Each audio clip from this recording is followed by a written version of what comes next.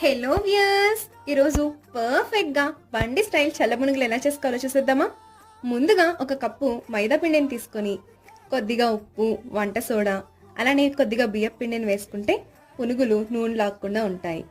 ఇప్పుడు పల్చగా చేసుకున్న పెరుగును వేసుకుని చూపిస్తున్న విధంగా ఈ కన్సిస్టెన్సీ వచ్చేదాకా కలుపుకోవాలి. పునుగుల్లోకి అసలైన టేస్ట్ టమాటా చట్నీ కాబట్టి అది చేసుకుని పక్కన పెట్టేసుకుందాం. ఇప్పుడు బాగా కాగిన నూనెలో ఒక్కొక్కటిగా పునుగులను వేసుకుంటూ ఈవెన్గా ఏగేలాగా అన్ని వైపులా కదుపుతూ వేయించుకుని తీసేసుకోవడమే. చూస్తుంటానే నోరూతుంది కదా, మరి ఇంకెందుకు ఆలస్యం, మీరు కూడా ట్రై చేసేయండి. అలానే మంచి మంచి రెసిపీస్ కోసం మన ఛానల్ని ఫాలో చేసుకోవడం మర్చిపోకండి.